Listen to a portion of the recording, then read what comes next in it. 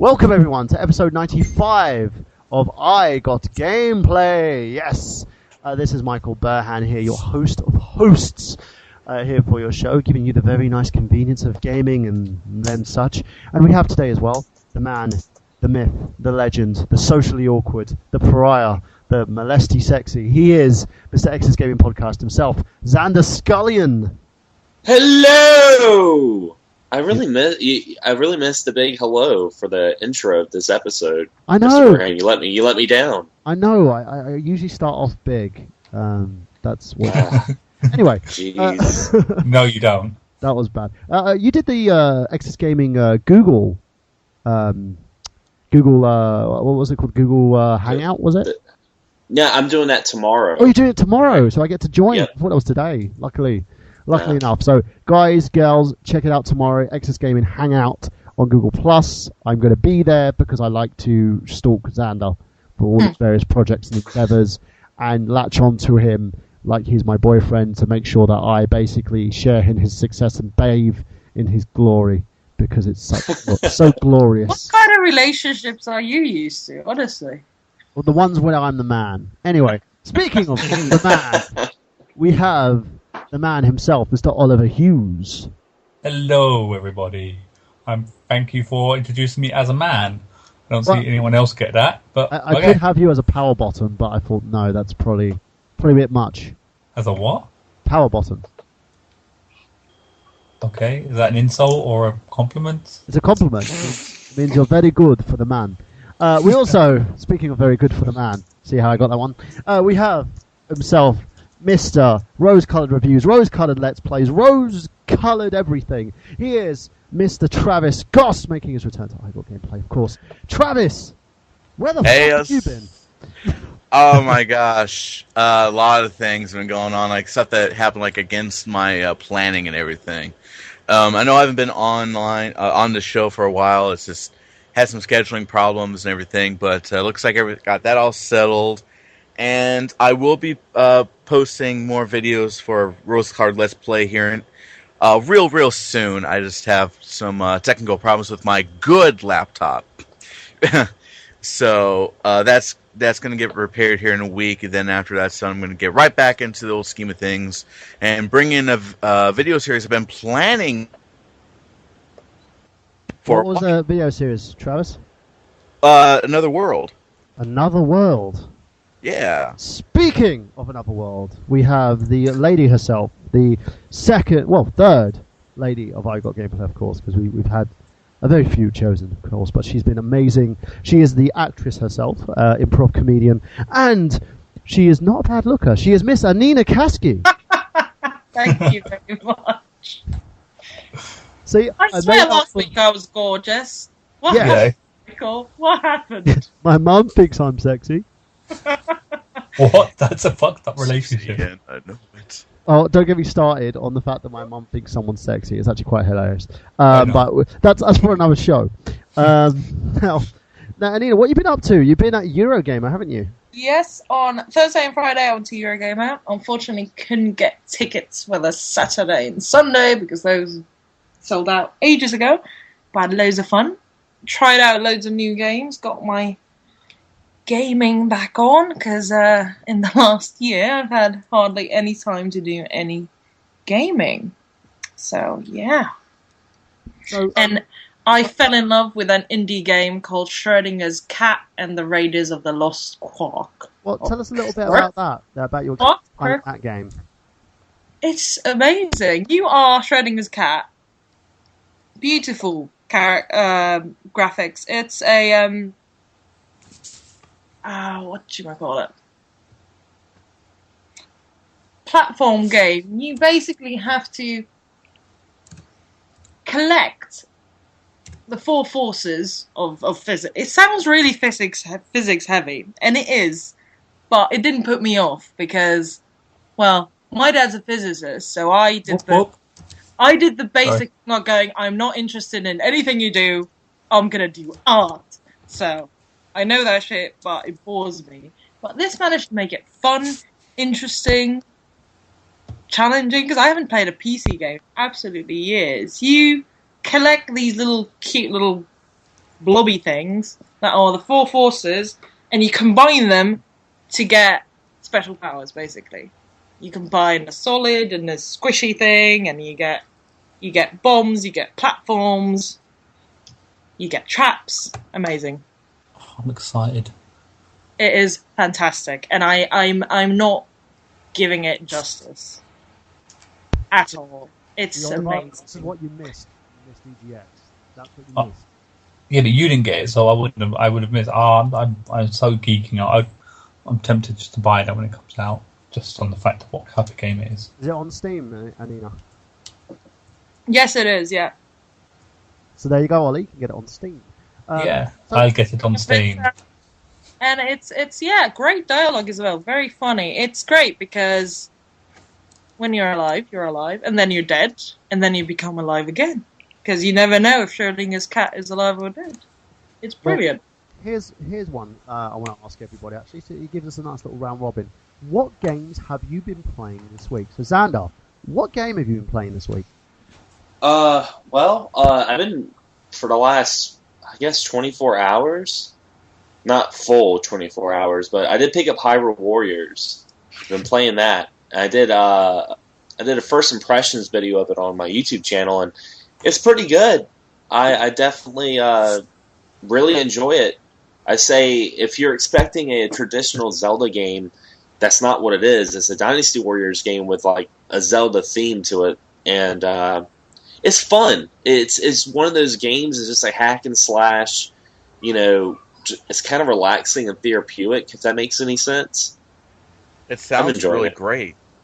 Yeah, it's awesome. Because, sometimes you want to come home and you just want to play a video game. You don't want to worry about, trying to get through dungeons or go through puzzles. Not saying I don't like it, but it feels good just being Link and battling hordes and hordes of, like, trolls and monsters and just beating the shit out of everything. Well, what in your perspective, what would you say? Has the game done what it said it was going to do when they first hyped it? Do you think that this is basically exactly what you expected? Yeah, it is. This is exactly what I was expecting, and I was kind of worried at first. I'm like, man, it's probably going to like suffer through lag or have camera issues, but it doesn't. The screen will be full of bad guys, and you're sitting there doing a special move, and they go flying everywhere, and there's no like slowdown or anything like that. So I was very happy about that. That was my only scared thing about it. So, in terms of basically the game itself, do you feel that Nintendo have a winner on their hands with this? I think so. The only thing I'm worried about is the people that don't like Dynasty Warriors, because I know some people are like, oh, I just don't like Dynasty Warriors, so they're going to be the ones that are pretty kind of iffy about buying it, or like the people that will buy it and expect a Zelda game. Like, they expect it to be a Zelda game. Like, I think those are going to be the only people that would be disappointed with it. But if you just buy it with an open mind, and it's got so much fan service to it, and so much throwbacks and like little Easter eggs and stuff like that, that any huge fan of Zelda is going to fall in love with it. What do you get any like free DLC or anything with it, with your copy?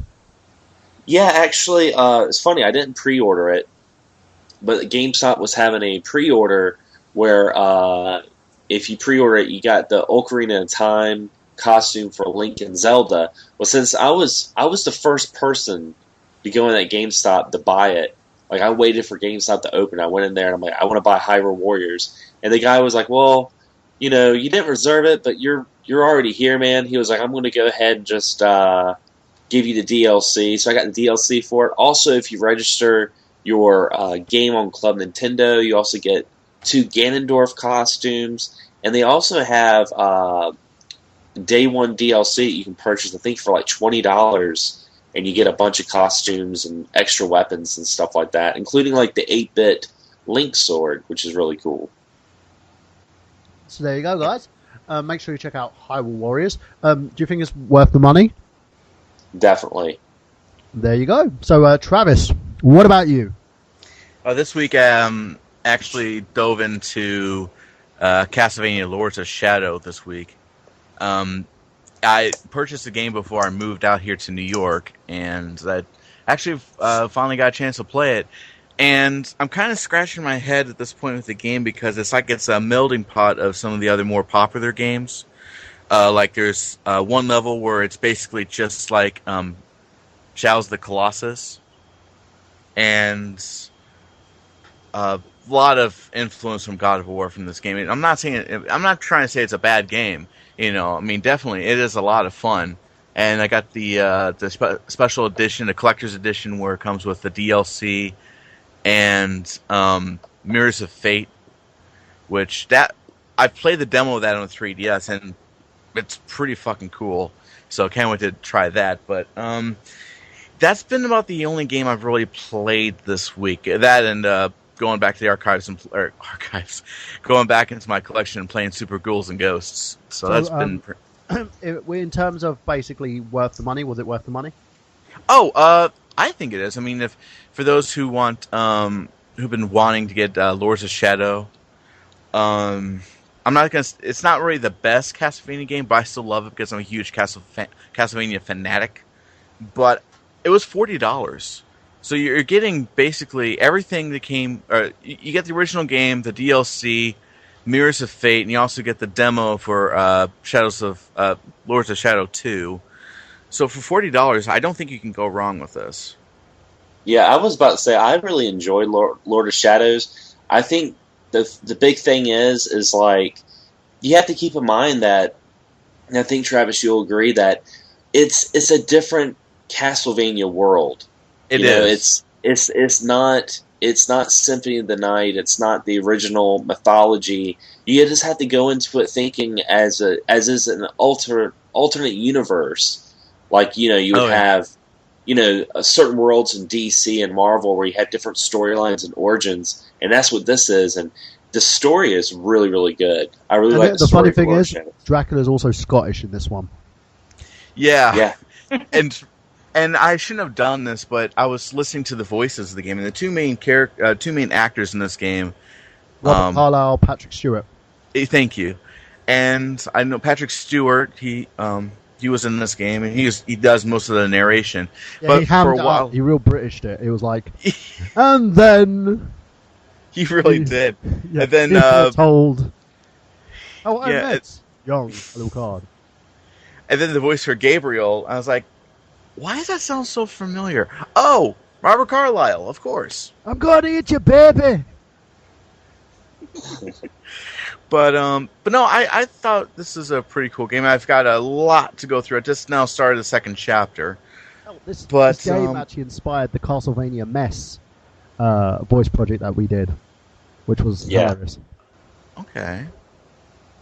If you haven't checked that out, Travis, you should check it out. Will do. Yeah, but it is a very I think in terms of the game itself, as Xander said, a lot of people kind of they have preconceived notions of games before they buy them, and they expect them to be a certain way, and then when it isn't, they get disappointed. They're disappointed. What I thought was funny though was everyone was calling it like a God of War clone, and I could see the similarities. But honestly, when I first got God of War, I was like, I want a Castlevania game, like a 3D Castlevania game like this, and it is, and that's one of the reasons why I like it. Yeah, I mean, I like this game quite a lot, actually. I mean, because one thing I think to myself is, hey, at least this is not Castlevania 64. But no, exactly. this game is like leaps and bounds over that, so I'm pretty happy with it. Well, Castlevania 64 was that is such. It goes beyond being simply just a mess. That turned Superman to drink. That one. That made Superman split himself in two and just turned him to drink. So I'm glad that you're loving that one. So Oliver, what game did you play? And I probably know what this game is going to be with my powers of my deduction and powers of my mind. What game that you played, and what have you been playing this week? So go on. What's your deduction? Destiny. No, that's not been my main game. Okay. So what's the main game you've been playing this week? Well, two. Either there's a game, a really weird game called The Stanley Parable. Don't know if anyone's heard of it. If not, it is on Steam. Please get it. It's funny as hell. I And actually saw videos of that. Pardon? I It's all actually saw a video of that. Steam Train. Those guys played a specialized demo of the Stanley Parable, and that looks like a hell of a funny game. It is very, very funny. What would you compare it to in terms of its roots? What type of style is this game? It's a first-person game, but you don't shoot anything. You literally, the only controls are move about and click on stuff. But the comedy, it's very funny because it comes from a narrator. So imagine like Portal. Wait, is this the one where the guy, if you wait for too long and don't follow what the guy's telling you, he gets pissed off with you. Yeah, and he turns it into like, he goes, let's play Minecraft, because Minecraft is all you can do. I saw one of the little Easter eggs. Yeah, I've not got to that, but the thing is, different things you do lead to different outcomes. There's one point I broke the game, and it reset itself. You broke the game? How the hell did you do that? Because I kept pissing him off, and he was like, that's it, you've broken the game. I had a lovely story planned out for you, and he just reset the game. And I was like, okay. That sounds like the pissiest AI I have ever that's heard. the point. I love it. And I played a bit of Minecraft. So tell us a little bit more about the Stanley Parable. Do you think it's worth the money? Yeah, no, it's definitely. I mean, I've played through it like 4 or 5 times because there's different things you do each time, and it reset it. And then there was a point where he got pissed off with me, and then threw me outside the level. So I can see my own character standing there, and I'm outside the level, and I can't do anything. And I just had to restart the game myself. So there's loads of things. I haven't come across a Minecraft thing yet, but I've heard there's that. It's so weird. And he gets really annoyed when you start clicking on doors. He goes, oh, you want to get an achievement for clicking on doors, eh? Okay, now go click on door 17. Now click on the photocopier. Now click on door 5 12 times. He goes, no, I didn't say 12. I didn't say 15. I said 12. It's a lot of fun. Don't know how much lifespan it's got after you've kind of gone through everything, but... So did you say is it worth it for basically the point and clicky adventure type of the game? Because it reminds me of the old LucasArts style games where they kind of break the fourth wall. Oh yeah, they break the fourth wall. There's a point where he goes, wait, you weren't meant to be able to do that. Oh, actually, I'd realised how you are. You're a person. You're a real person playing a game. You're playing Stanley. And they really break the fourth wall by kind of admitting that you're an actual person playing computer. Blimmin' heck. In terms of the second game, Minecraft, tell us a little bit about it. I'm fairly sure everyone's played Minecraft before. I've only really just discovered it, thanks to you. So I thought I'd download a copy. And I've been playing it, and it's horribly addictive. It is horribly addictive. Minecraft is kind of a game about nothing. Yeah, you don't do anything, and you feel like, I just waited an hour doing nothing. I dug a hole and built a little base. See, I feel like I'm the only person on the planet who doesn't get Minecraft. No, I was about to say something. They're going, that's a box. That's a green box. No, that's what I thought. But try and play it. It's horrible the way you just get kind of hooked into it for no reason. You've done nothing and you've achieved nothing, but you couldn't stop. It's like that Facebook video you did, Xander, of you looking at the game of Pokemon and then going, oh, I'll just play you for 5 minutes, and then 7 hours have gone by. Yeah, I tried to play it with a friend of mine. Like, her and I tried to play it, and I just couldn't get into it. Like, she's all about it, man. She's got all this cool shit built. She had like airships and all this like crazy stuff. And did you play it with all that shit pre-built, or did you open up a new world? I tried to open up a new world, and because I went to her world, and she showed me all of her cool stuff, and then I tried to get in my own world. It's just, I just don't have the patience for it. You know, I start digging, and I'm just like, I gotta do something else. Have you tried the creative mode? Because there's two variations to this game. It's like you've got the kind of the stranded on desert island survival mode. And then you've got the creative mode where you can just basically go freeform and just build. My kids love this game. Ollie can attest to this.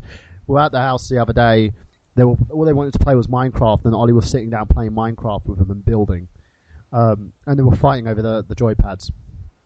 Yeah, I could see the enjoyment from it. I'm not saying it's a bad game at all. It's just not my thing. I just can't. It's like playing with Legos when you've got zombies and monsters about trying to destroy everything. Well, see, that's the thing, man. Like Legos, I couldn't get into Legos. I would always like do other things with them, like throw them across the room. We don't or know. No, I didn't do it. I didn't put Legos anywhere, but I would throw them across the room and, like, I don't know, use them for whatever. Xander's stop sticking that Lego brick up your nose again. What about you, Anina? You said that you don't like the game. What is it that kind of puts you off?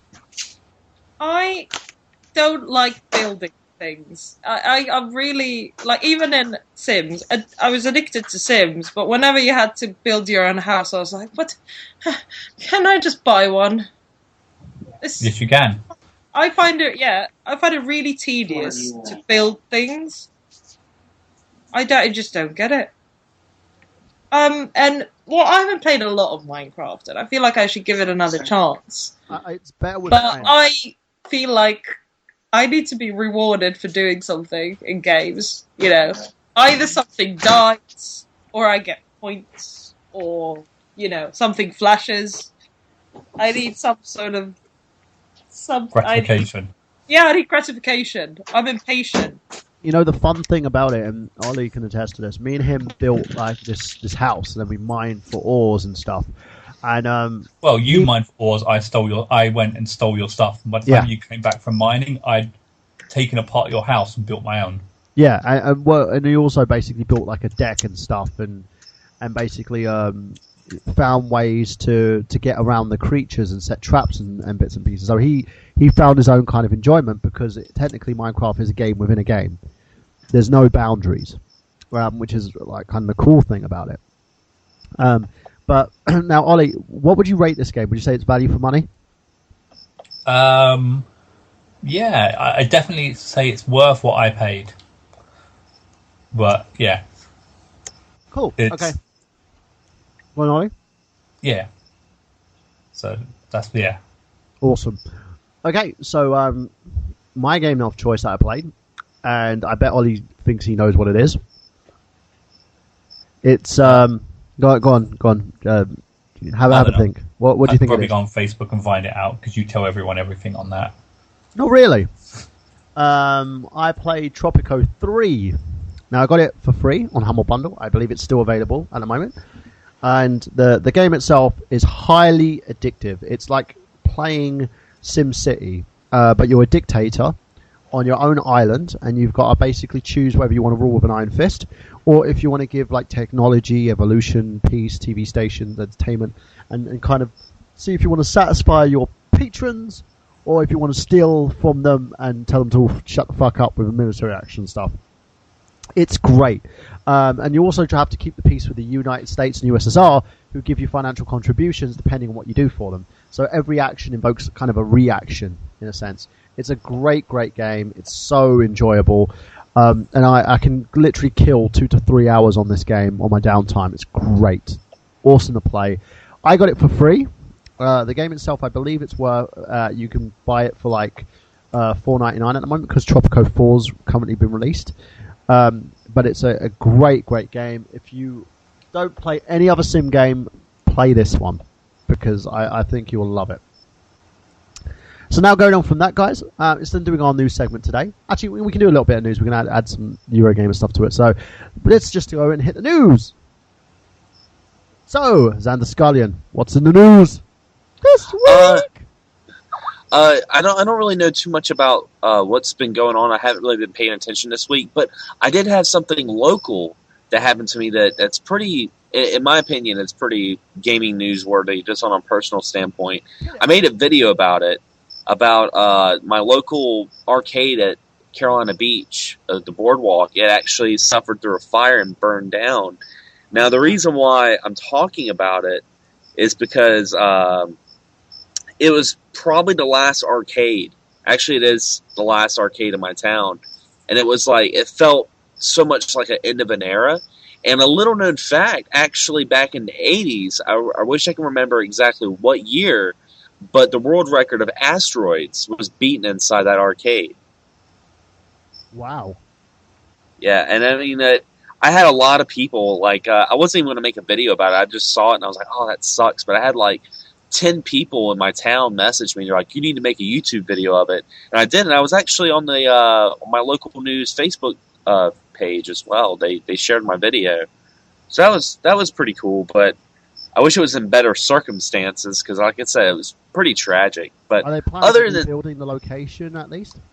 They're going to rebuild it, but I don't think it's going to be an arcade. If it is an arcade, it's not going to be the arcade that we went to, because that arcade, they still had, fighting cabinets and Donkey Kong cabinets. It's probably going to be nothing but, like, racing games. Nothing against, like, Hydro Thunder and stuff like that, but racing games and hunting games. That's probably what they're going to put in there, but it sucks. But other than that, the only other news that I've been seeing is, and I need to send you a link to this, Burhan, but I saw some of the live stream of the Fatal Frame game, and it looks really, really good. Tell us about it. It's really fucked up. It's really messed up, and I'm trying to remember what all was going on. I mean, it was stuff like, she woke up and saw this vision of a chick burying a guy alive, and like the chick's like crying blood, and it's just all this weird imaginary shit that goes on. And what was really interesting about it is the whole team that's working on the Fatal Frame actually have never worked on Fatal Frame before. This is an all new team. So it's intriguing as well. Are we going to be getting it over here? I think so. I really think it's going to localize. The reason why I say that is because they're going to be making a Fatal Frame movie in Japan, but they're also making an American version of Fatal Frame. And I'm not really looking forward to the American movie because it's made by the same director as the Resident Evil movies. So I'm kind of not looking forward to that. But with that being said, I'm pretty sure they're going to bring the game over here to help. Is it Paul W.S. Anderson? Yeah. So we're going to have Milosevich standing there in freeze frame shots, kicking dogs in the face. Holding a camera.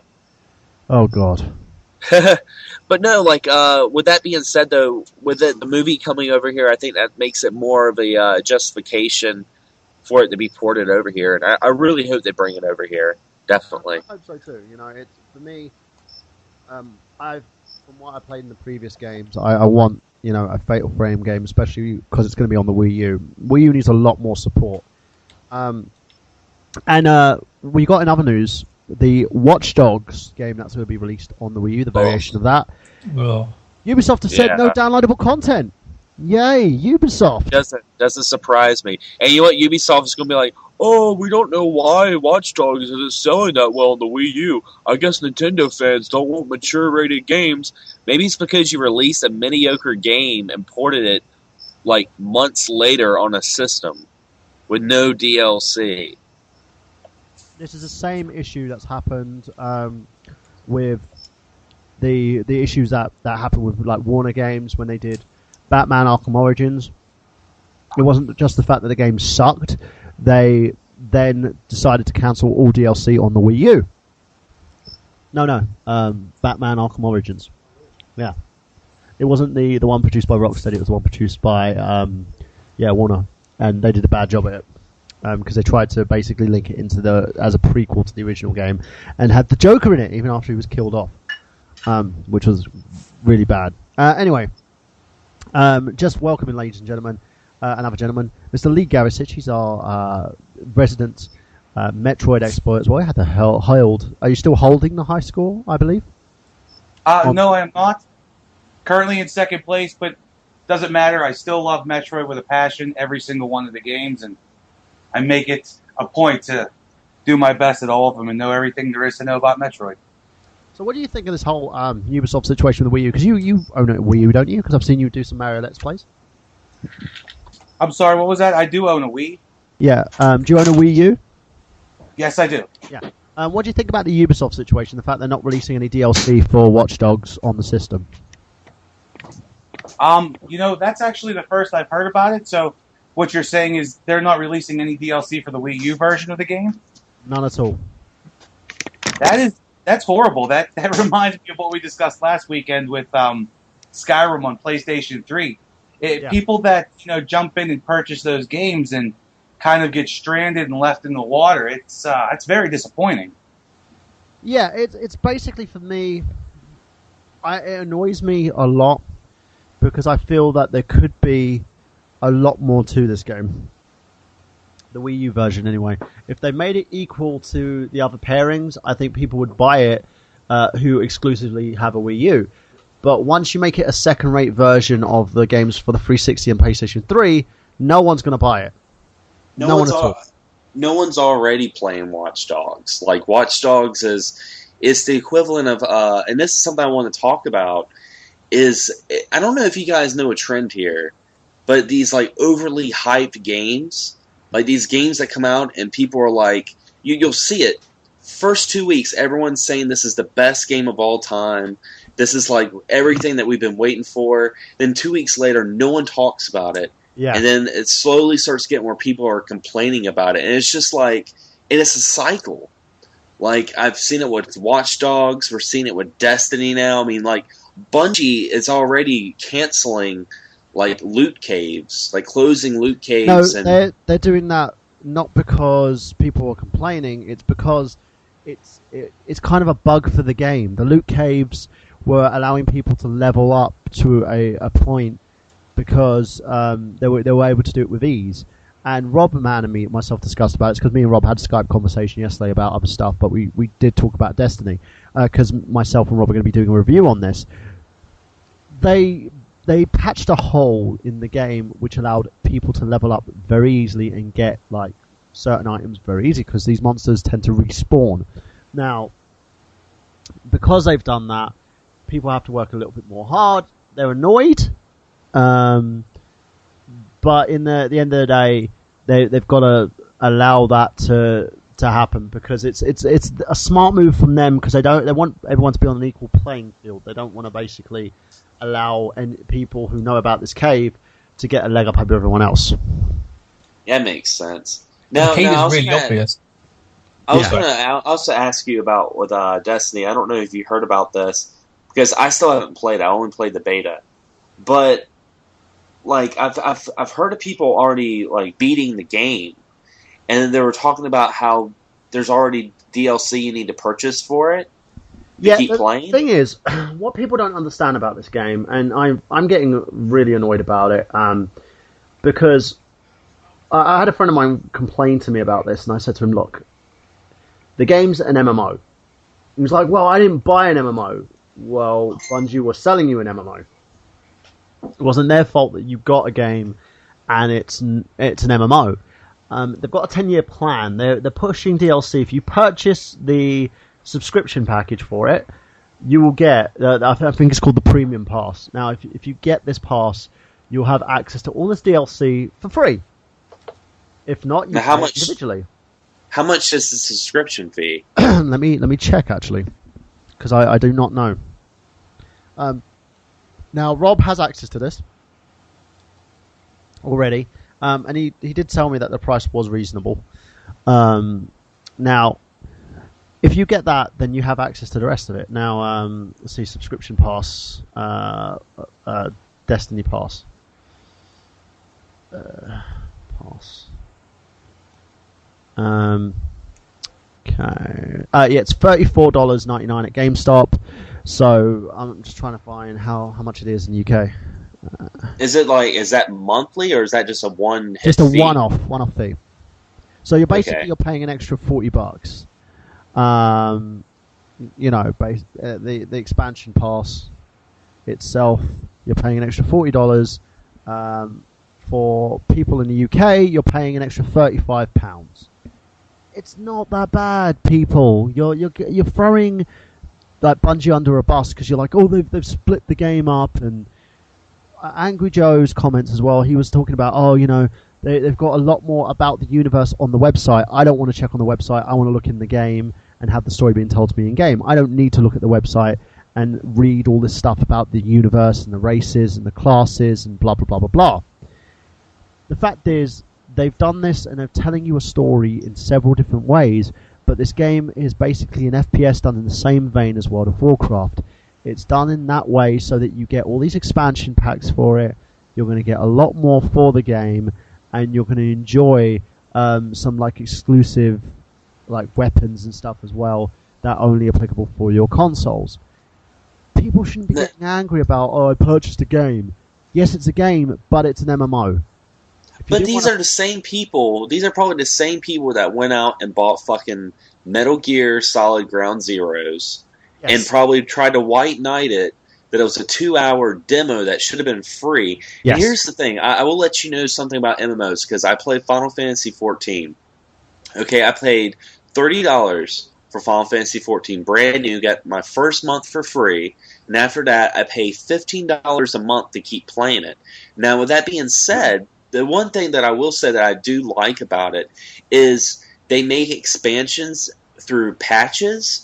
Like, they make new storylines through patches, and that doesn't cost anything. That is one thing I do like is, you know, I pay $15 a month regardless if they're adding more to the story or not, because they're doing a new... plays it as well. And plus, you guys have a cross-server, like PC players can play with PS4 players, who can play with PS3 players, which I think Bungie should have considered with Destiny, because apparently you can't do that on there. Yeah, and I'm hearing a lot of server problems too. Like, a lot of people are having problems with servers, which I can only think is because of the popularity and everyone's logging in. It's overloading it. They're overloading the server. Everyone's logging in at the same time. Everyone wants to play this game. But why hype a game so much and then not have the server capacity? I agree, but one or the other. I don't think they considered everybody, and this is me just playing devil's advocate here. You know, they probably didn't consider the amount of people that would be on this game, but with the money being spent on the game, they're probably going to up those servers. So, you know, and I haven't had issues with the servers myself. When everybody said they had a problem, I was able to log on fine. So yeah, but you get kicked off. I've been kicked off a few times in the middle of games, which is very annoying when you're fighting a boss. Okay. Now the other thing, to me, it just sounds like, you know, once, you know, especially with Destiny and Watch Dogs, it just sounded like the PR team went a bit crazy. Yeah, Watch Dogs. They just wanted people to buy the game. After that, they don't give two shits. Well, calling your game the GTA killer, and then telling people not to compare it to basically GTA made me laugh, because me and Ollie actually spoke about this when we did our Watch Dogs review. Check it out. How is it like GTA? It's actually Nerd Genius. It's a sandbox game. Yeah, and it has a driving mechanic, and you can shoot things. Pretty similar. I wouldn't call it a driving mechanic. Well, but that doesn't constitute it as a Grand Theft Auto clone. That's the thing. It doesn't. No, but they basically called it a GTA killer because they compared it. Once you do they're idiots, aren't they? Yeah, once you do that, then you're open to interpretation of people will criticize you and say, I have to compare this to GTA because you're saying that this game is better than GTA. It's like saying releasing a game similar to Minecraft and calling it a Minecraft killer. Everyone's going to rip your game fucking apart because you a Final Fantasy killer. Exactly. I've heard Final Fantasy killer. I'm like, no, you cannot kill that franchise. You can't even dent it. It's funny though, because you think about it. The name of the game is Final Fantasy, and if this game does well, who have Final Fantasy 2? Not even Lightning in Final Fantasy 13 has managed to kill the Final Fantasy franchise. It's it's basically untouchable. Now, going onto that, what do you say in terms of like? Because you had a point. You wanted to talk about, Xander, the fact that people keep overhyping these games, and then they're not satisfied after they buy it on first day release. Like me and Oliver, we played smart. We rented Watch Dogs before we bought it. That's what I did with Destiny as well. Yeah, because we wanted to see what the game was like, and in my opinion, that's the right way of doing things. If you want a game, if you've seen the hype, rent the game first, see if you want it, and then buy it. It's like going to the cinema to watch a movie, and then basically coming out of that movie saying, that movie's good. I will buy a copy of that movie because I like it, like Captain America, The Winter Soldier. Or that movie was terrible. I'm not going to buy that because it was terrible. Yeah. My money back. The thing is, it's like, it makes me laugh because it's like people, they just fall for it. It's like it's so like Hollywood now with video games. Like they show like, you know, a lot of these games, the AAA titles, like the first-person shooters and stuff like that, they're all basically the same trailer. It plays some sort of dubstep. Yeah. It shows a bunch of stuff that's not gameplay. Yeah. It's a bunch of cinematics. And then they'll show a little bit of gameplay. And everyone's like, holy shit, man, this is going to be the game of the year right here. This is going to be the best game of all time. And it's not. You know? And then, you know, they complain about it, and then next month another game comes out. Like, you know, Watch Dogs was game of the year to everyone. That failed. You know, right now Destiny's the big thing, and next, before you know it, everyone's going to be talking about Dragon Age.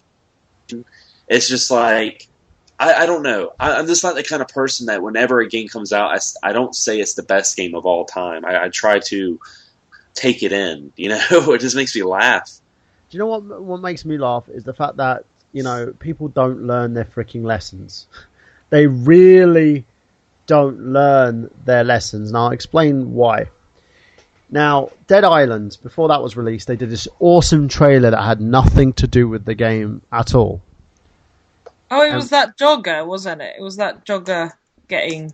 No, not Dead Island 2. We're talking about Dead Island 1. Oh, right. With the little girl turning into a zombie and then getting thrown out the window. Do you remember that shocking trailer? Everyone was hyping this game, and then as soon as they got it, the game's mechanics were broken. It didn't play as well as it should have.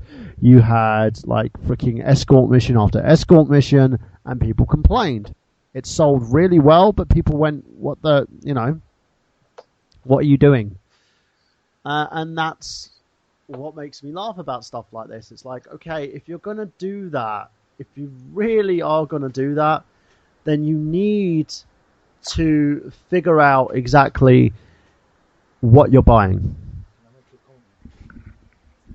Oh yeah, just want to make a quick comment. I don't know if people have actually worked this out yet, but like with any business model, first of all, they want to establish a brand. Now, them showing those adverts and whatnot, to us, is like, oh, this is Betrayal, this is this is that. It's associating the brand. Once they've associated the brand with something epic or something that's catching, they'll then say, well, if we pin the brand on this, then maybe people will go out and buy it, and they often will. Well, who are the idiots? Is it us for being the idiots for basically buying into these games? Yes. Yeah, it's consumers. Consumers going, oh, they tell me this is good, so it must be good. Exactly. I see this every day. I've got a day job in a cinema. People will go see utter shite. And I'm there sitting, please don't go see that film. I can't say that, but I don't want to lose your job. Yeah, exactly. But I'm kind of like, go see this film that has just a poster because they can't afford advertising, but it's actually good. But no, they go see Need for Speed. For Christ's sake. Oh, people don't like to think for themselves anymore. That's how I feel. They just go, oh, they're telling me this game is good, so when I play it, I'm going to think it's good. End of. I think that happens a lot. Shepherd. Where is my shepherd? Shepherd. Exactly. I feel like the way it was back in the day, like gaming companies used to sell their product to us, like try to convince us that the game is good back in the day, and now they just know what to do now. They're like, you know what, we're going to add a bunch of explosions, we're going to add a bunch of this, we're going to add a bunch of that, and people are just going to gobble it up. I mean, look at the Call of Duty series. They haven't changed the engine in the last, almost 10 years. It's been the same engine over and over again, but people still buy it. You know, people, like the new Advanced Warfare, is that what it's called now? The Advanced Warfare? Who cares? Call of Duty. Yeah, it's just the new Call of Duty game that's coming out. Yeah, it looks great, yeah, and everyone's going to be all about it. But I bet you, 2 weeks later, people are going to complain about the server issues, about the online being shit, because they still don't have dedicated servers. But that's the thing. It's basically the fact of the matter is, people need to calm down. And if you're going to buy something, if you want to do if you want to basically watch this stuff and play the game, then do that. You know, YouTube is accessible. Watch a Let's Play. Watch someone go through a game, quite like what Jamie does when she's on the show. Watch Travis's channel. Yes, watch Travis's channel. Hey. Even look at reviews for guys like Xander Scullion and myself and Ollie. who do reviews on this stuff. You don't need to buy the game on day of release, because 9 times out of 10 you're going to be sorely disappointed that you spent $40 on a game that you just didn't really want because you spent it over hype. You are buying hype. B, have you seen the new advert for, I think it's the Xbox One, where they're selling it with FIFA 15? Yeah, they're like, doing that. Buy this new console with FIFA 15. It's like, what? Yeah, they're doing the whole advert with Stallone. They're doing the promo from Rocky 4, where he talks about like never giving up and stuff, like they're the underdog. And I have to admit, it's catchy. I looked at that, and if I was like an idiot, I probably would have sat there and just went, "I want to buy an Xbox One. It has Rocky on it." But it's about basically taking stock and understanding. Hey, you know what? Maybe I need to figure this out and go from there. You know, it's you don't basically buy a game and then complain because you bought a game that you now are stuck with. It makes no sense. Exactly. Now, what about you, Xander? In terms of it, why would you? What would you do with it? Do you think that it's a? Do you think that you would buy any of these like games and stuff on first day of release just based on hype? Have you ever done that? No, I usually do a lot of research, and I'll read up on the game and find out what's going on and stuff like that, and read interviews, watch trailers, and a lot of games that I buy on day one, I'm pretty satisfied with. Like Hyrule Warriors, I was satisfied with that, and I guess the only game that I can kind of think of, and I hate to say this, Travis, but Lord of Shadows 2 was the only game that I felt like I kind of took in the hype a little bit, but I don't regret buying it. But it first like 3 hours it was awesome, then it just kind of dropped the ball. It wasn't as good as Lord of Shadows 1. Okay, I mean I'll take that into consideration because once I get this collection all taken care of, I was considering getting the second game because I think, if I remember correctly, the second game, they're not going to go beyond that. I guess that was its own story, and they're not going to go beyond that. Yeah, plus the studio, Mercury Steam, they're not around anymore. They closed down because they were having a lot of like behind-the-scenes issues when Lord of Shadows 2 came out. Well, you can tell that it was rushed. The game itself was rushed with little to no hype to it, so... but it basically, guys, what we're saying to each and every one of you is use your noggin. Simple as. You want to buy a game on like day of release? Great, buy it on day of release. The people giving Destiny zeros, and I've seen this Metacritic scores, zeros, need to get their freaking head examined.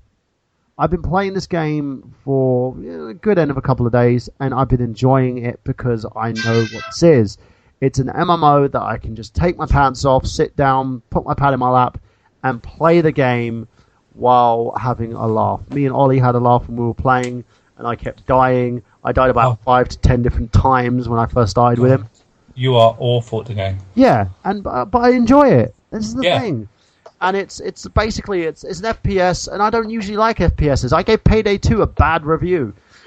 Because I didn't feel that the game met the standards that I set for it, It wasn't like, oh, I paid money for this, and it was like, well, it's not that great because of this, this, and this. With Destiny, I looked at it, I looked at the way that I would review the stuff, and you know what? I don't have an issue with it. I think people just need to calm down and stop overthinking and overanalyzing these things and getting their hopes up. Just play the damn game. If you don't like it, sell it. Get rid of it. Stop complaining. I do hope that it does really well because it is a breath of fresh air to the first-person shooter. Ooh. It's not like like Battlefield or Call of Duty and stuff like that. It's got a little bit more of a essence to it. I will say that. Yeah, does it not feel a bit like a Halo? Borderlands love child, which isn't a bad thing. Yeah, that's not a bad thing. Did it take the positive parts of each parent? Some parts. Right, so moving on from that, let's go to Travis. You got some news for us? Yes, I do, and I am super fucking excited about this. You know how in the past I've been like whining and complaining, like I so badly want to play Castlevania Dracula X, and I not, and I absolutely don't want to download a ROM and emulate it. I want the real thing. Well, I'm going to get something a little bit closer because Konami has just announced, at least here in America, on October 2nd, they are going to finally put out Castlevania Dracula X, the rare Super Nintendo game, onto the Wii U Virtual Console. Ooh. I know. I'm so excited, man. That was a good move from them. I think Not And only Circle of the Moon. Yeah, that They're comes out the putting following week. Yeah. And I never completed that game. I'm hoping it makes the price drop on Dracula X. I release it with a like price drop first, like what they did with a lot of their other games. They did a price drop first, released it at the reduced price, and then got it out. Then I mean the actual card. Like I hope Dracula X like actually drops value because it's downloadable now. I hope so too. But look at if you can say that Earthbound is anything like to sort of mark out it doesn't have. The thing is, I don't think it will drop steeply in value, in the sense that a lot of these resellers tend to try and keep the thing up and boost up the value as much as they can because there's no sort of cap on this thing. But that's good news. Go on, Travis. What I was going to say though is, I was trying to continue on by saying that I don't want to emulate this game and all that because I've had this thing. It's either the real thing or no thing. Okay, either it's a physical copy of the game or a digital copy that is an official digital copy that I can actually download and play, at my own leisure.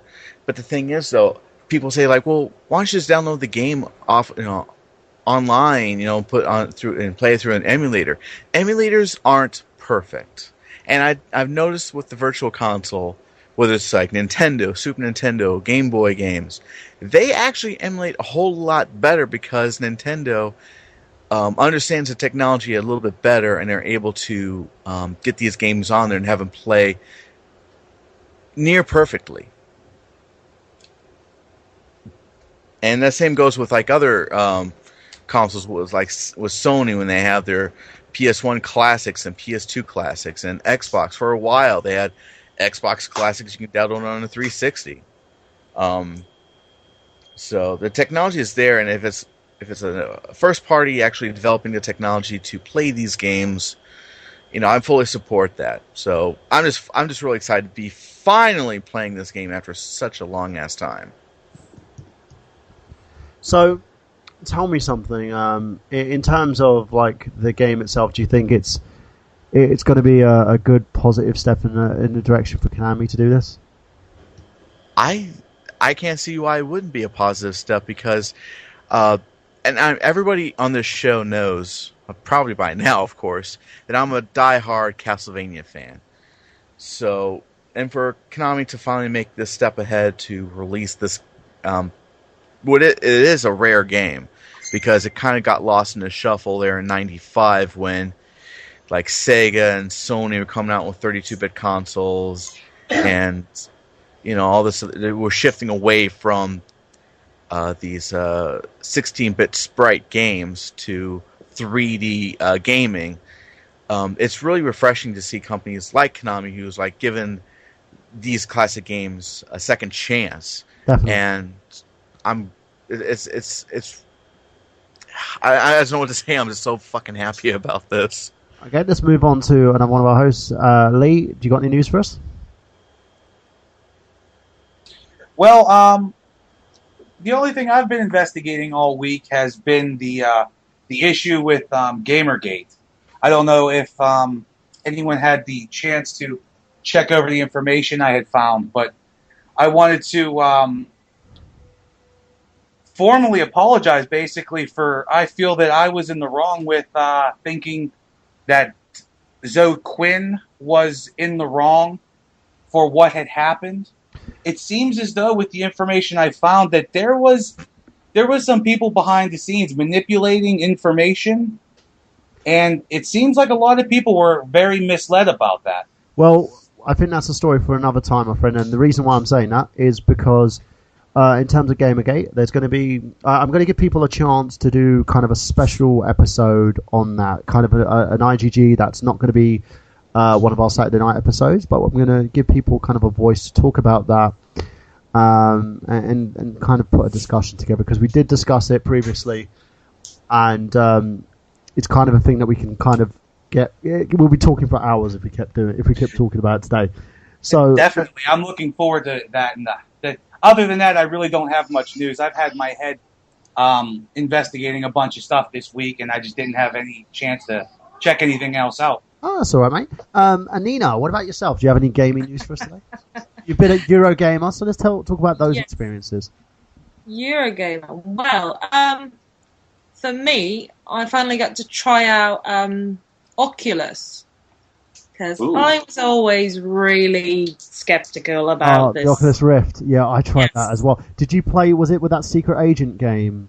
No, I played Valkyrie Eve. Ooh, okay. And then I realised why I don't play pilot games, because I suck and I have no sense of direction, and I just end up playing in a circle going... Did you get the same thing as I did? Because you get like that weird sense of vertigo. I didn't get vertigo, but I think at one point I was just going, wee, I was just, flying around, minding my own business, and I was like, oh yeah, there's enemies somewhere. And it took me a good 5 minutes to try to find where the enemies were. With the Oculus, I was so basically out of my comfort zone. It was so weird playing with the Oculus Rift. It's for those of you who haven't tried it, I will say try the Oculus Rift. I was impressed. I was actually, it's really immersive. Very, very much so. Yeah, I didn't think it would be that good. Basically. Yeah, it's one of those things where, it takes you out of the real world. If you're looking for an immersive gaming experience, the Oculus Rift does make it immersive, but the worrying part is it does make you lose touch with reality. Yeah, that's one of the reasons I probably wouldn't get it myself. You'd probably be on it. Because yeah. I was discussing this with my boyfriend, and he tried it as well, and he was like, he said he kind of likes knowing that he's gaming. That he can turn around, and, there's, his couch and, normal things around him. See, I could never play, say, a horror game on the Oculus Rift, because I would probably die of a heart attack. From real fear. And I enjoyed it, but I wouldn't buy one. Did you get to play on the Super Smash Bros. Competition that was going on with Nintendo? Yes. But for those who don't know, Nintendo at these events, they hold, and it's kind of similar to what they did with Hyper Japan. They hold these events where if you beat the Smash Bros. Competition on the 3DS first, so if you get to beat enemies and get a high score on the 3DS version, they will invite you on stage to play the Wii U version of the game. And you know what? I had so much fun playing the 3DS version, but I didn't qualify. So, did you qualify? No. The first time I tried a 3DS, and I'm usually really good at those kinds of games, like Tekken and Mortal Kombat. I'm really good. Yeah. And with a 3DS, I think I got 20%. It was embarrassing, literally. Hello! I'm now being the female stereotype of a gamer who doesn't know if her arse from her elbow. But anyway, it was fun. I was so bad on it as well. I literally, you had all these other guys who were fucking killing it on this game. I was terrible.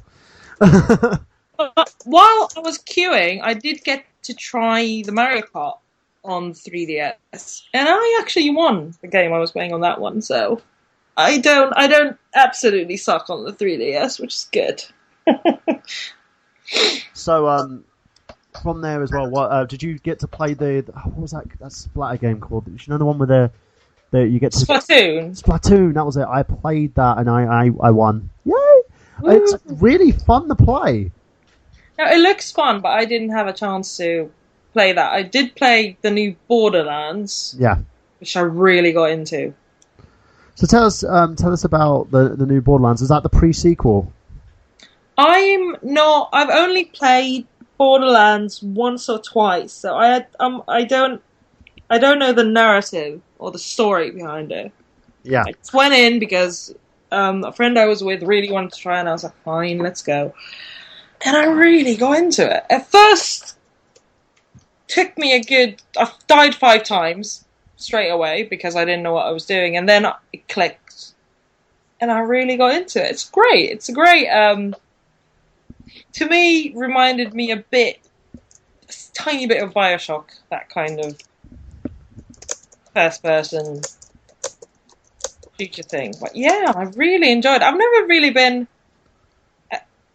fussed about Borderlands. Everyone says, "Oh, it's amazing," and I've gone like, "Oh, whatever." There's never been anything that's motivated me to get it. Like, if someone has it, yeah, I'll try it, and then I just left it. Did you go up to the over 18s floor and played some of the naughty adult games?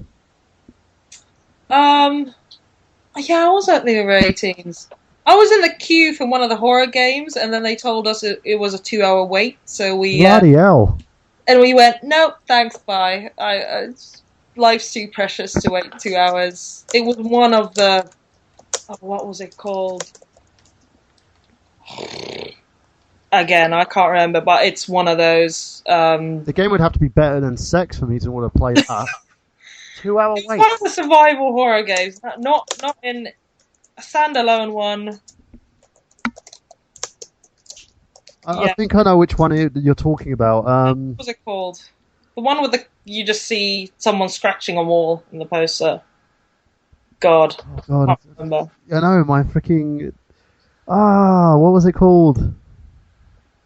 Guys, you want to Are you talking about The Evil Within? That's it, The Evil Yeah, there we go, yeah. So we were in the queue wait. for a whole 5 minutes, then we went, nope, 2 hours. I'm not willing to trade you 2 hours. Would you wait 2 hours, Xander, to play The Evil Within? Nah. That's just the last... Maybe. I would, I wouldn't wait 2 hours for that, but there are games I would wait 2 hours to play. Like, maybe if it was like a Mega Man game or something like that, I'd wait.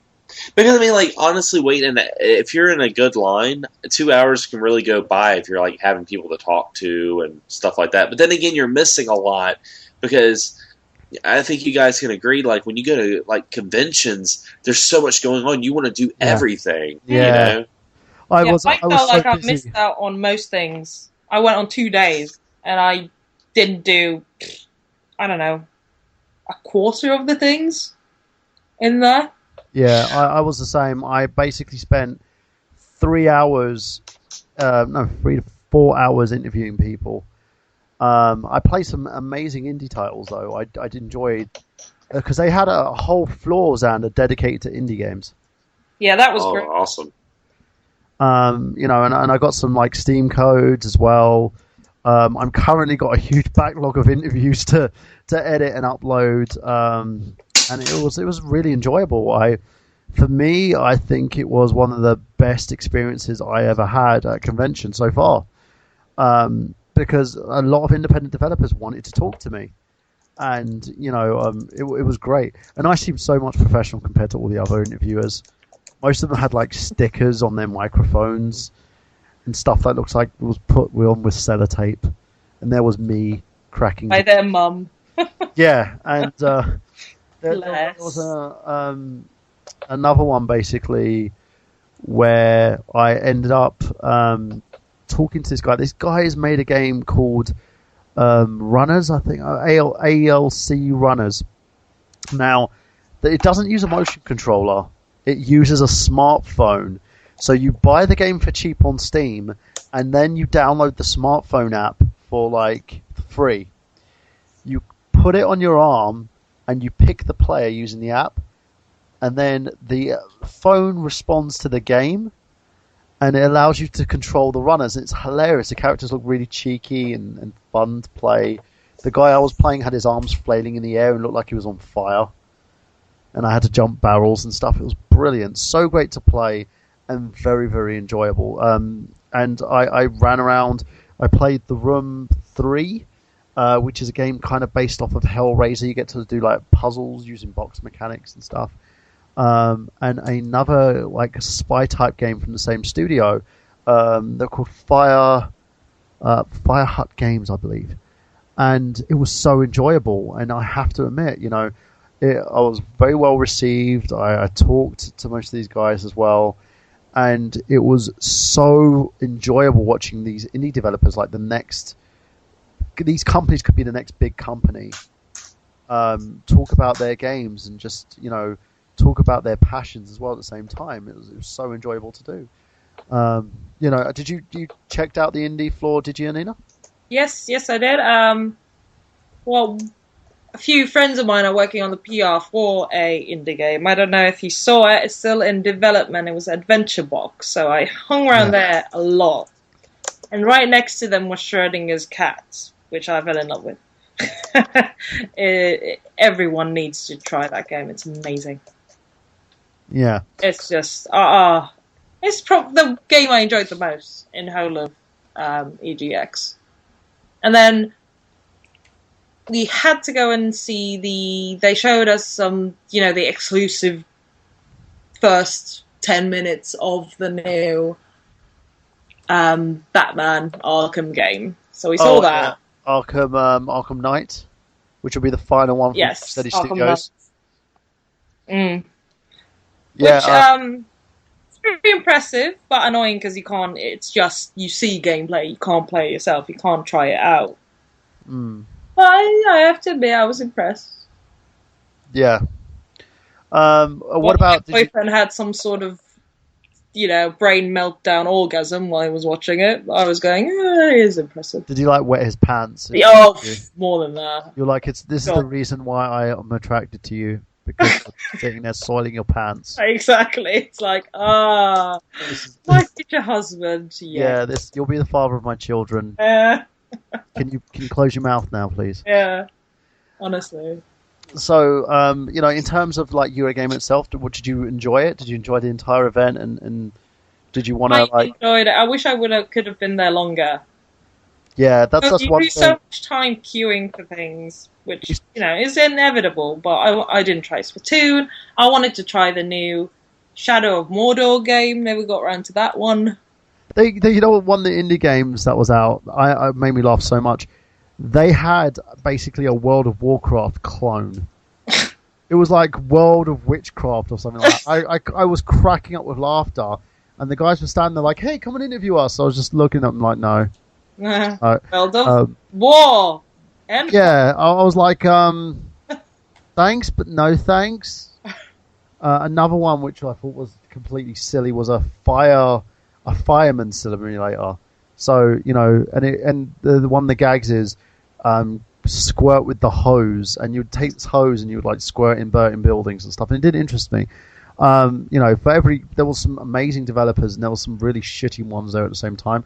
I'm not going to name names because I don't, they might come out with the next great big IP, and then I'll be fucked because I can't interview them. But you had there was greatness in this event. It was vast. It was like never ending. I wanted to try everything. But I couldn't get into the PlayStation 4 section to play any games in there because by the time I got down there, it closed. The Xbox section as well, similar thing. Like you had an exclusive section for Minecraft. This shows Microsoft's hands in this event. They basically bought out an entire section of the fucking area for Minecraft. And even Play Expo had a retro section there as well. You could play with Super Nintendos, Dreamcast, loads of different retro consoles. It was so enjoyable. And they even had a gaming charity, believe it or not. So going from that, Ollie, do you have any lovely news for us? I have none, because I have been ill for a couple of days, so I've been in bed. God, poor thing. Well, have you managed to play Destiny at least? With you, and then I played about an hour. And I got to level 12, and realised that level 20 is the cap, and freaked out that I'm leveling up too fast. Ah. So, going on from there, guys, we are now going to go on to tonight's topic. So we're going to take a little break for 3 minutes, and we'll be right back after this.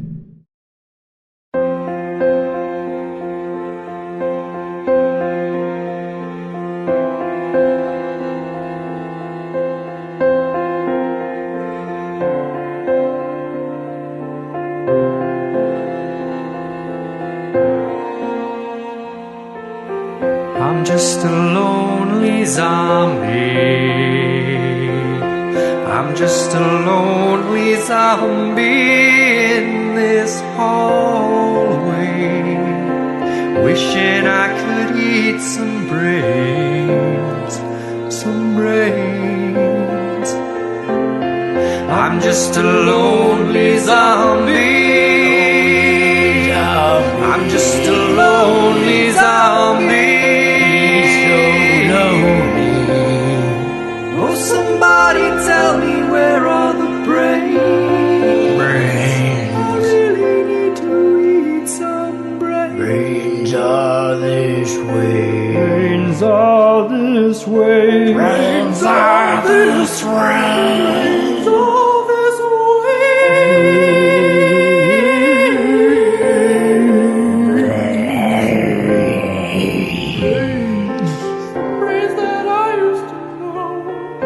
Just a lonely zombie, lonely zombie, lonely zombie. Where's the brains? I need to read the brains. I need to.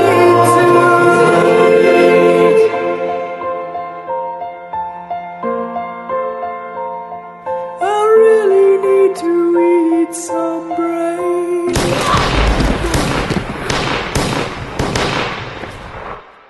And we are back. Yes, we're back. And we are talking today's topic, which is video games based on comic book characters. Yay! So if you want to talk about the shitty games that you hate or the games that you love, we always know that comic book characters have been immersed in some immersive and amazing games to the shittiest standards that anyone has ever experienced if you've played anything from LJN. Now, what I'm going to do is I'm going to do a round robin and talk to our lovely co-hosts here about their favourite video game movies and go from kind of their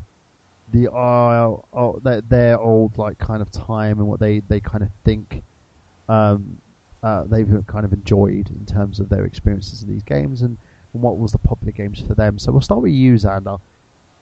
What was your favourite comic book game? And I'm going to say what was the best and what was the worst, and be descriptive.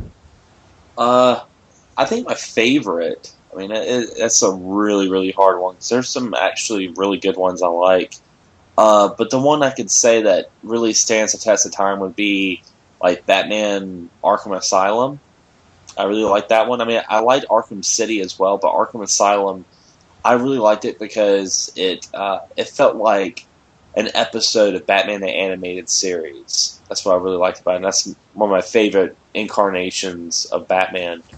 The worst one I would say, I mean, I'm not going to be like, oh, Superman 64, because honestly, I've never played it. But I think the worst one would be... I played Superman 64, and trust me, it's... Mine would have to be Wolverine on the NES. Tell us a little bit about that one. Why did you hate it?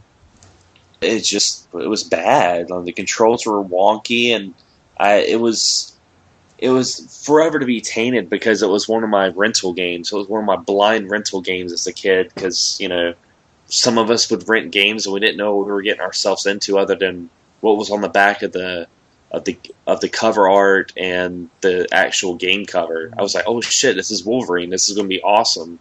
And it just wasn't. It was really bad. So, tell us about like what made Arkham City, the Arkham series for you great. Because I know, well, did you play like Arkham Asylum and then Arkham City, or did you just go and play one or not the other? I played Arkham Asylum first. and then I played Arkham City. But I enjoyed both of them immensely, but Arkham Asylum just had a little special place in my heart. Maybe it's because that was the first one I played, but it just, like I said, it felt like an episode of the animated series, and a lot of that might have been from, Kevin McCoy and Mark Hamill. I mean, they played a big part into it, but it was just good. It was really, really good. So tell us why that you've in terms of gameplay, in terms of everything, why was the game such a great comic book game for you? Because did you find it enjoyable because it was the most enjoyable experience that you've had, or did you find it enjoyable because it had everything right that kind of was wrong with these games? It was what made Arkham Asylum good, and it's something that we don't see in Batman movies, is it had that detective mode. Batman is a detective as well as a superhero, and we've never really seen that detective side in any Batman movie. We've never seen him actually try to figure out why something's going on. I guess the most we could say about it would be probably at Batman Returns when he was, studying on the Penguin and stuff like that, but that was about it. But in this one, he actually uses gadgets to, be a detective, and, he's a superhero and no superhuman powers. So, he had that detective mode where you kind of had to be stealthy, and you had to use fear, and you had to use the things that Batman does best, and they really captured that in this game. And, my second favorite Batman game would probably be Batman Returns on the Super Nintendo, but that's just because that's a good beat-em-up.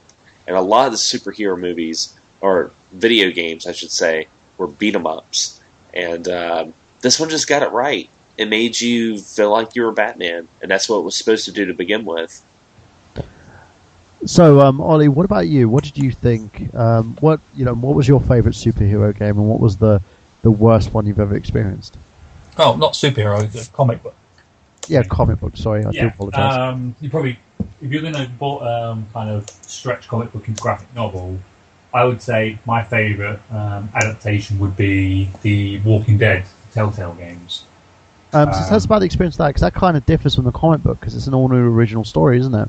It is, but it fits in the world. It fits in with the canon. It feels like it could be part. The graphic novel could be on these, and it wouldn't break a sweat. The TV series could be on this, and it wouldn't break a sweat. It really was immersive, and it did really get. It's just a really, really good game. But yeah. What was the worst one for you? Oh, I don't know. I mean, to be honest, the worst one I've played, I normally avoid the big hyped games, but it's probably one of the Wolverine games on the PlayStation 1.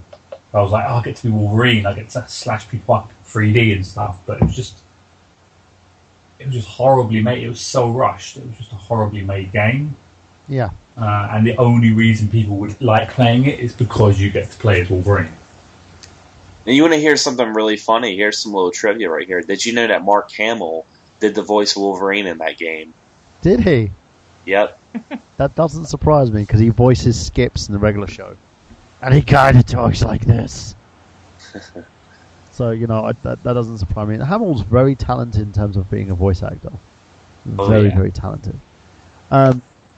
So, we'll go and move on to you now, Anina. Your favourite comic book game and your least favourite comic book game. So, let's start with the first one, which was your favourite. Well, I've got two choices just in case my first one doesn't pass the criteria. Yeah. Because I haven't played many of the Wolverine or Superman or, the basic superhero games. Yeah. But I know it was a comic as well as a cartoon, Earthworm Jim. That was an amazing game. I loved the game. It was one of the best built platform games ever. Would you though call Earthworm Jim a comic book game, because it's never been Exactly. That's why I said I looked it up and I was like, was it a cartoon or a comic first? It was a game first, then a cartoon. Yeah, so it doesn't pass. Wow. Anyway. Wow. I honestly haven't played many. It would have to be Arkham Asylum then. Yes. So what was your experience with that game? I enjoyed it. It wouldn't be a game I would pick up myself, but my other half has it, so I go, I'll give it a go. It's really clever in the use of the gadgets and how you get to interact with the gadgets, and I was really impressed with that, because so many other games is like, press X to, detonate or do this. Which is one of the reasons I love Skyrim, because you get to actually lockpick and hack. Yeah. That's always so much fun. And I liked how sneaky you could be as Batman. You could just stealth attack everyone rather than going to a room and just beat everyone up. I enjoyed that a lot. So yeah, great villains as well. Always great to have good villains. So what about your least favorite? One just annoyed you to the point of insanity. Oh my god, I honestly can't even remember one that I've hated. I've probably played 2. I can't think of one. Maybe if someone says one, I'll go, oh yeah, I hated that game. But I haven't played a lot of these Superman or Marvel games. So, sorry, I don't have an answer for this one. Sorry. Okay. So let's go on to you, Mr. Oliver Hughes. What was your favourite actually, Ollie, you said yours, didn't I? Yeah. Whoops. Don't worry, I'm that forgettable. Let's go to you, Lee. What was yours? So I'm the forgettable one. I mean, what was your favourite comic book movie and your comic book movie game and your least favourite comic book game? I'm getting, as you can tell, I'm on my 3 a.m. brain. So what was your most favourite and your least favourite? I did put a lot of thought into that, and really thinking back to the moment in time, I would have to say The Amazing Spider-Man vs. Kingpin, not the Genesis version, but the Sega CD version with the additional cartoon cutscenes in there. Back then, I was really into Spider-Man, and it was really, really cool. And I thought that game was very original because you would have to go take pictures of, investigate for the newspaper to make money for your webbing. And it was a very unique game, and I really like it, and I still play it and love it to this day. Unfortunately, I'm not as original with probably the worst comic book tie-in game. That would have to be Silver Surfer on NES. I tried to play that, and it's not going to work. Well, tell me what you hated about it, because I know there's a lot of issues in terms of the way people see these, because I know that Silver Surfer, another game that was done by LJN, and it totally wasn't the game that it was supposed to be. The whole issue was the way they had the graphics and the hit detection with your entire board. You were too large. If they would have kind of scaled everything around and manipulated the graphics, I really don't think it would have been that bad of a game. But because with the complete disregard for that, it's unplayable because you continue to not know where you are, back up a little bit, boom, dead, constantly, and you can't even have fun with it if you try. Yeah. So you had issues in terms of that game. What do you think? Do you think it was basically around the time if they redid the Silver Surfer? Do you think they would have? Excuse me. They would be able to actually put together something more palatable now, or do you think was it the licensing was the issue, or just that they just wanted to put the game out there and see what they could do? I think it was a testing issue. If they would have done additional beta testing, or maybe even allowed people to test out the game to see what they thought and took some feedback, I think they would have realized very, very quickly. So it could have been that they just got the license and wanted to throw it out there as soon as possible and make as much profit off of it. Yeah. It's sad. So, now we're going to go on to our next stage, of course, of our superhero in video game retrospective. To everybody, I'm going to throw out on the panel, what makes a good superhero video game? So we'll start with you, Xander. It's got to capture the superhero. It's got to be, it's got to be, you got to feel like you're the superhero. Like when you play a game like Deadpool, you were playing Deadpool. It felt like you were playing a Deadpool game. You don't want to play something like, say, play something like a Batman game where he's playing like Contra, like running around shooting things, because Batman doesn't shoot things. So it's got to be very true to the actual superhero personality, in my opinion. It doesn't have to be based off a movie. It could be its own story, like Arkham Asylum, or but it just has to feel like a superhero movie. I mean, one of the best superhero video games that was based off of a movie I really enjoyed was the Spider-Man movie on the PS2. That was a really good game. It was based off a movie that was based off a superhero, and they made it perfect. It was like Spider-Man and Grand Theft Auto, like a sandbox style environment. It was really fun. What about you, Ollie? What do you think makes a great kind of like comic book superhero video game? Again, I think most of these games are going to be aimed at the fans of the comic books. I mean, you're going to have it aimed at kind of the general public as well, but for them it really won't matter much. But for the actual fans, again, it has to stay true. It has to feel that this could actually happen. Yeah. This is a realistic scenario. It might be a completely original scenario, but the characters have to act like they would. The villains have to act like they would. If the villain suddenly becomes a comic, like a cheesy comic book villain, then or even if they are a cheesy comic book villain and they turn out not to be one, then that's And as long as it's not, I'm watching a video right now of Superman 64. As long as it's not that. So, what would you think is the worst case scenario in this? What do you think the reason why some of these games turn out really bad? Do you think they just use the license and then cut and paste? Yeah, I mean, if literally they are making a piss poor game that they know is a piss poor game, and they literally throw the branding on it, and think, we're going to sell just because we've thrown this name on it, then people will buy it and they'll be like, we made it a success. It's like, no, you didn't. You made an awful game. You just happened to have a popular character, and people were pissed off. It was a crap game. Yeah, it makes you think of the Teenage Mutant Ninja Turtles Out of the Shadows. That was a disaster. Why do you feel that was kind of a disaster in terms of Out of the Shadows? Because it did sell well, but it did get a lot of negative reception. And why do you think? Because it played like shit. I mean, it had a really shitty camera.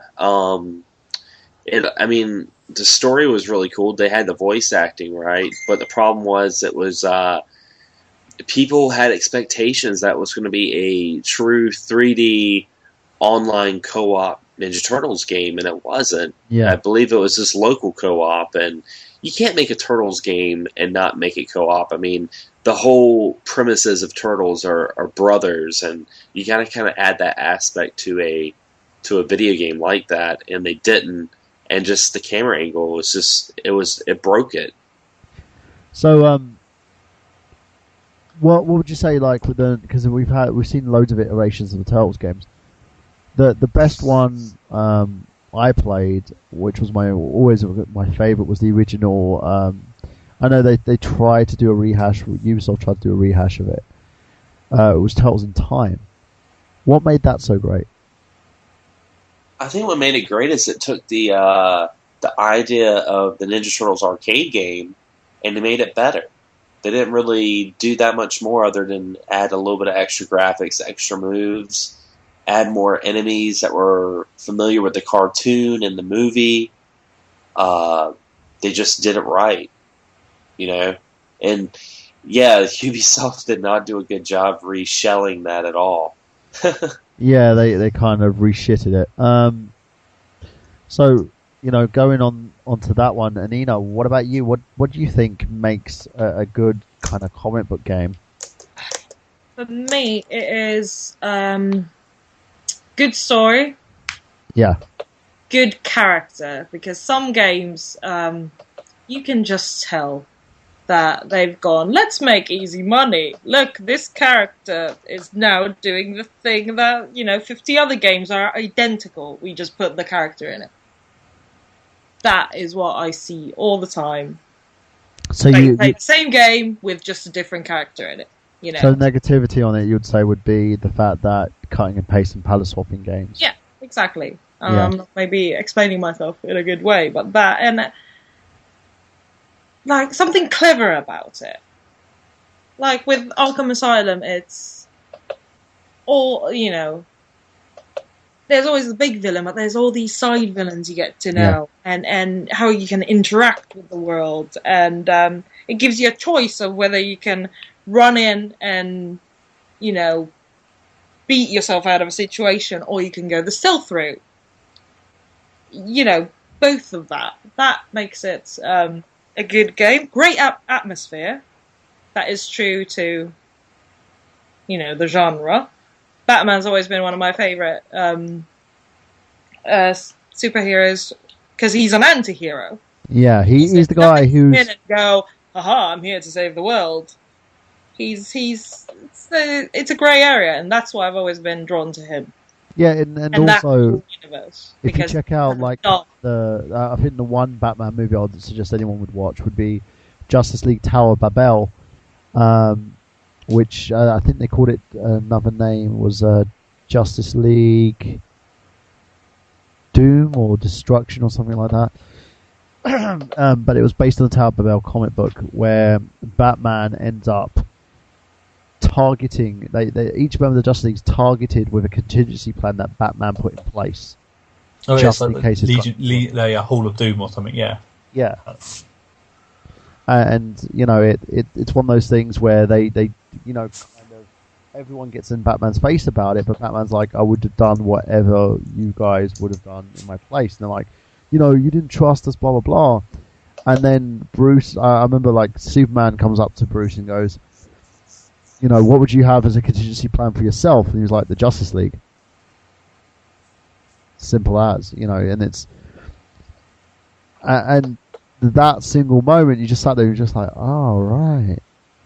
And you can tell, it adds layers to his character in terms of who he is, that he doesn't trust anyone, that he believes that himself and everybody else is a risk, in a sense. And it really grounds his character, because he's an everyman in a sense, but he also does amazing things. Yeah. So what about you? They have good stories. Good story is imperative to, Do you feel that the Batman Arkham Asylum series had the kind of good story that it should have? I haven't finished Arkham Asylum because our PlayStation 3 got the Red Ring of Death, and I was halfway through, and I lost my entire game, and I cried inside. Yes, I cried, and then I thought I can't face playing that game. Yeah. From starting from square one. So I still haven't started from square one. I need to, because I haven't seen the whole story. And I haven't played the second one for the same reason that I didn't finish the first one. But I just couldn't... All that wasted effort. Poof. So, but I found it immensely intriguing and fascinating. And yeah, I like darker things. So, when it's, Superman to me can get a bit tiring because he is so, in a way, a bit too perfect, a bit too. He's such a nice guy, and he's so courageous, and he's so handsome, and look at his Colgate smile, and it can get a bit tiresome because it's, you shove some kryptonite in his face and he's weak. But what's meaty about him as a character? And Batman always had that. And villains in the Batman universe are fantastic. I think they're the best villains. Agreed. I don't disagree with you on any point on that. So, what about you, Lee? Well, I completely agree with all the very good points that were made, and that goes back to the game that I held at number 1, and the Spider-Man game, which there have been a plethora of Spider-Man games released. I have not played them all. I have played many, but I really appreciate how that game, Spider-Man vs. Kingpin, it wasn't just about Spider-Man, just like the comic. The comic isn't just about Spider-Man. It's also about Peter Parker. Yeah. And they kind of intertwine that with how you have to take pictures to make the money so you can continue to go out and be Spider-Man and, help out and do things and fight the bad guys. Again, just like Batman, Batman does have the best villains. I'm not going to deny that. But in that Spider-Man vs. the Kingpin, you did get to fight a lot of the villains from the Spider-Man universe, like Sandman, the Lizard. I can't think of the Electric guy's name off the top of my head. Yeah, they threw a lot of the enemies at you, and it felt immersive. It felt very true to the source material, and I do think that's paramount in making a really good comic game. I agree with you. One of my favorite ones was on the Mega Drive, the Spider-Man on the Mega Drive, and it made me laugh so much. In terms of the game, had great sound, had great graphics. The enemies were difficult, and it was so enjoyable to play.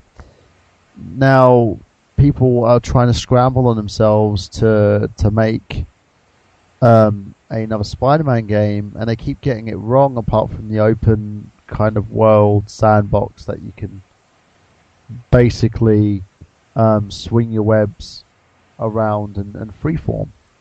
So here's a question for everybody on the team to kind of give this a bit more prominence. What comic book game, what comic book character or graphic novel, or what would you like to see be made into a new game?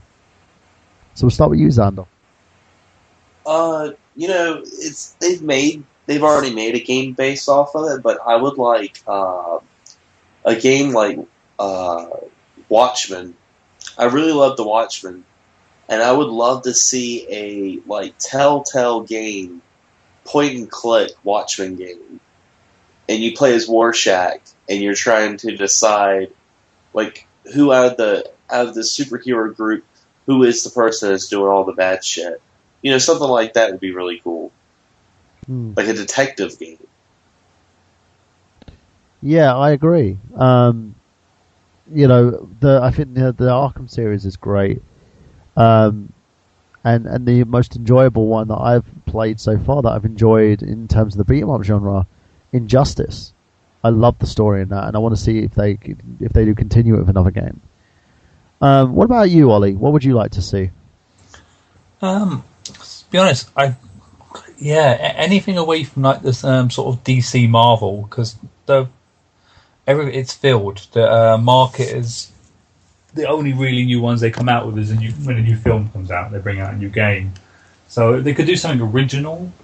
I'd like to see that with maybe some of the side characters. I like the idea of the Deadpool.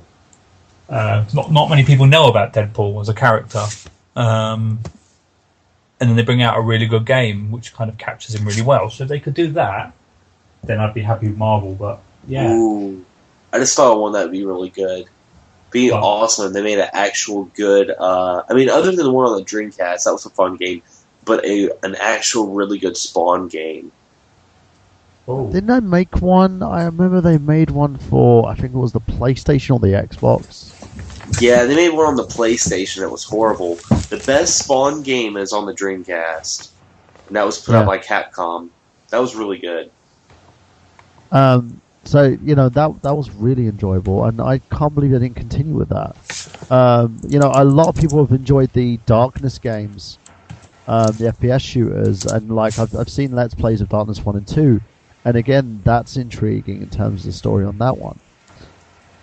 So, what about you, Anina? What would you classify, or what comic character or comic graphic novel would you like to see turned into a video game? And what genre would you like it as? Would be very, very difficult, but I would admire anyone who tried to make the Sandman series into a game. Ooh, Yes. that was I'm such a Sandman dork. Yeah, like the I Hellblazer series. Love Sandman so much. And I love the Neil Gaiman so much. I'll read anything he does. Just anything he does is just magical, I think. And that was that's what got me. Probably the only graphic novel I really got into was Sandman series. So, what about you, Lee? What would be your ideal comic book character turned into a game, and what would be the ideal genre that you'd want for it? I really don't have a good answer for what comic I would like to see turned into a game. But you know what I would like to see? I want an HD remake or a spiritual successor to Little Nemo, the Dream Master. I think that was a wonderful game. It was a wonderful concept after a very old story. And I really think they could do a lot more with that in today's day and age with the different power-ups. You feed a little creature candy and you can use different powers. Throw like a big dream world, like a Metroidvania exploration. Sign me up right now. I'd love it. And there you go, guys. We've basically talked about our favourite comic book games, our favourite genres, and also what's the best and worst thing to do in these games. So I hope you enjoyed tonight's show. Now it's left basically to go on to our plugs. So Xander, what are you plugging? All right. Right now I'm plugging my phone charger because it's dying. But no, I do a YouTube channel. You can check me out on youtube.com/XanderScullion. Also host, folks. And I also host a podcast myself called XS Gaming Podcast. You can listen to on Podomac.com, or you can subscribe to us on iTunes. And tomorrow I will be doing a Google Plus Hangout, XS Gaming Hangout. Now, this is going to be my first Google Hangout, so hopefully, technically, it will go very well. But you can check me out on Facebook, facebook.com/XanderScullion, and you can get the update on that, because I'll be sending the invite on my Facebook and the XS Game Podcast group page. And I'll be there, guys, so make sure that you're there as well. If you're not, then you're sad. But yeah, and also check out his channel. He's got some great videos. If I could compare Xander to anyone, it would probably be the Happy Console Gamer himself, but he brings his own twist to it as well. He talks about his games, his loves, and also his own memories. And the great thing about gaming as well is everything has a story and everything has a moment, and Xander tackles those moments really well. Oliver, what about yourself? What about me? Do you have anything that you want to plug? I have you.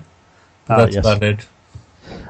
Basically, Ollie does reviews of myself on the Nerd Genius channel. If you go to youtube.com/thenerdgenius, or check it out at nerdgenius.com and animecourtyard.com.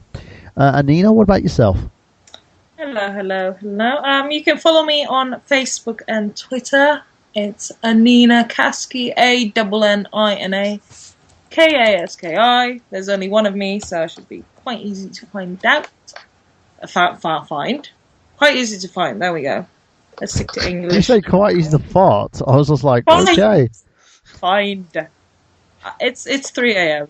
So I've lost. Do you know where your children are? I have children. She just forgot about them because it's 3 a.m. Anyway, at some point in the future, I will have a YouTube channel, but at the moment, I don't. I tweet about all things acting, theatre, gaming, general nerd things. I'm also part of an improv group called Improv Noir. You can find us on Twitter and at improvnoir.com. So make sure you check her out on those guys, and as well, she's very, very talented. She's not just all looks; she has brains as well. Believe it or not, it's true. It's damn true. Oh, you're welcome. And also, if you have checked out Eurogamer, go and check out all the footage and all the details about Eurogamer EGX. It was an amazing event, and both myself and Anina liked it, but we missed each other on the Thursday, which was a shame. I wanted to meet you and give you a big hug and make your boyfriend feel awkward. Anyway, let's go to Mr. VG Master himself, Lee Garasich. Lee, you got anything to plug? Nope, just looking forward to plugging the Hangout tomorrow, hanging out with you guys, nerding it up. Awesome. And last but not least, guys, you can check me out on youtube.com/The Nerd Genius. You can check out this podcast amongst any others, including the X's Game Podcast, on blogtalkradio.com/the RU Network. And you can also check us out on YouTube as well, youtube.com/the Retro Island Network. And just so you know as well, guys, you can also check out Xander's channel, my stuff, Zach Latour's stuff, also on www.nerdgenius.com. I've got some great things coming up as well, including our Silent Hill Genesis Kickstarter. I am putting the finishing touches to the script as we speak, so that's going to be put together ASAP, guys. Make sure that you share, make sure that you enjoy, and also limited edition for the next 3 days. There is a t-shirt online called By Rob Man's Beard, so I thought I'd plug it for Rob. Check it out. It's a t-shirt with Rob's beard and his earring on it, and you'll enjoy it as well. If you loved Cody's mustache, you will enjoy Rob Man's beard, Eugene, because he's so awesome.